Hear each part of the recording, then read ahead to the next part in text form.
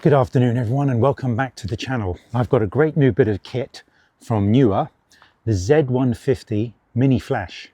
They sent this over to me and I'm going to walk you through not just what it does, but who is it for, how it fits into your kit, and if it's a solid choice. In the box you'll find the Z150 flash unit itself, compact, pretty light, a USB-C cable, so it has a built-in rechargeable battery, and some basic documentation. The unit has a retro style look, very pocketable compared to larger Speedlites. According to the spec sheet, it weighs about 103 grams, that's 3.6 ounces, and really is aimed at being portable. Compare that to my Canon Speedlite, which weighs around 500 grams with 4 AA batteries. On first glance, I like the build, nothing flashy, a clean design, easy to mount on the hot shoe, good for on-the-go use.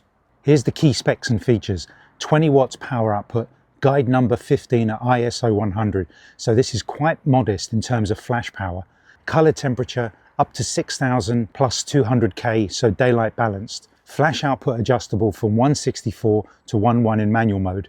Modes: manual plus optical slave modes S1, S2, so you can trigger it off camera via other flash bursts.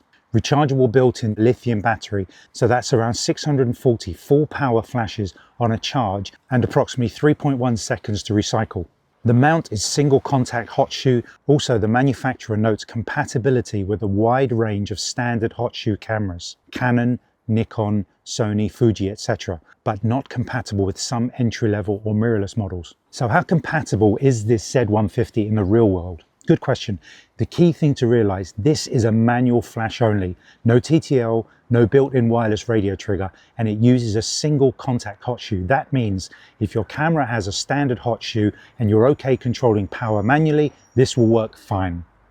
For mirrorless and newer cameras, the spec sheet claims compatibility with many, e.g. Sony M1 hot shoe cameras like the A7 III and the A7 IV. But it also lists some cameras it's not compatible with. For example, it mentions the Canon EOS Rebel SL3 250D, etc. What this means, if you're using a camera where you expect full flash automation or advanced sync functions, you'll want to check whether this will fit your workflow. If you're more into manual control, it's fine. Also, because the power is relatively modest, GN15, it's better suited for relatively close subjects or situations where you can bounce light or have fill light rather than needing to blast across a large venue. So who is this ideal for? Content creators, vloggers, YouTubers, and social media creators who need a small, portable flash to improve lighting on the go. Because it's compact and rechargeable, you can throw it in your bag really easily. Beginner to intermediate photographers who are learning flash control manually and want a budget unit to learn with. Location shooters with minimal gear who don't need heavy power, just a fill light or a little flash to evaluate their images rather than full studio flash output. People it might not be ideal for would be event photographers shooting large venues where you need high power and fast recycle times, or photographers relying heavily on automatic TTL flash exposures or use high-speed sync across various situations. Studios where you have modifiers, big softboxes, and need a big guide number. How would I use this on my Canon R7? I would take a test shot and just simply adjust the strength up or down as I need it. So as I mentioned before, I've got the Canon 580 EX2 Speedlite, which weighs half a kilo. Yep, very heavy. The Z150 flash is just going to be replacing this for most of my needs. I've never had great luck with auto settings anyway on these Speedlites. I've always gone to manual. So again, this Z50 is going to be perfect for me. In situations in the past where I've shot owls, I've always had to revert to the manual settings because the auto settings for some reason keep blowing the highlights. For example, these owl photos I shot were in full manual mode because I just was not getting along with the auto settings. Now, obviously I don't have any owls to hand to show you an example in this video, but I did take a picture of my bird box in a tree in my yard last night. So if this is the first time you're seeing any of my work, I use the Canon 200 to 800mm lens and nothing else, so I need a flash that's going to work with that. How does it perform at that end?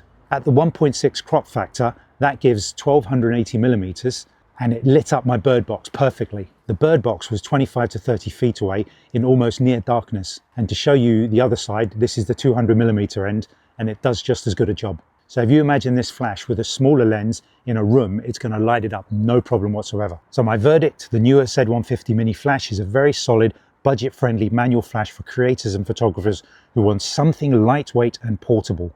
If you're okay working manually, using it for fill or creative light rather than blasting across a huge area, it's a smart pick.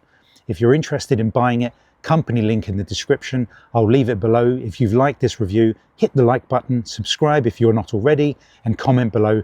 Let me know what camera you're using and whether you lean manual or TTL for flash work. Thanks for watching, and I'll catch you in the next one.